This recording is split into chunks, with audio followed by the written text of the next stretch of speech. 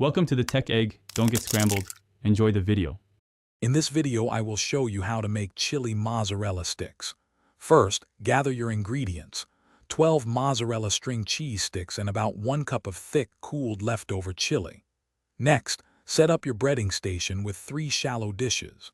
One dish will hold all-purpose flour, another will have a whisked egg wash, and the third will contain seasoned breadcrumbs. This preparation is key for a smooth process. Now let's get those sticks coated. Take each mozzarella stick and generously dip it into your cooled chili, making sure it's fully covered. Then, roll the chili-coated stick through the flour, followed by the egg wash, and finally the breadcrumbs.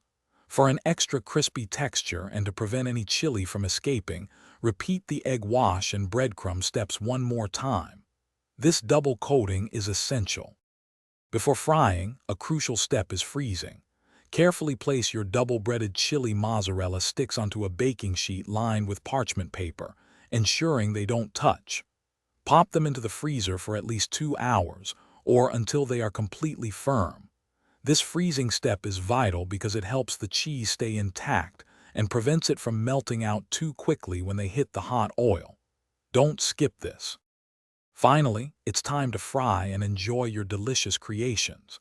Heat about 3 inches of vegetable oil in a deep pot to 350 degrees F. Carefully fry the frozen sticks in small batches for about 2 to 3 minutes, or until they are beautifully golden brown and crispy. Remove them with a slotted spoon and place them on a wire rack to drain any excess oil. Serve these amazing chili mozzarella sticks immediately with your favorite dipping sauce.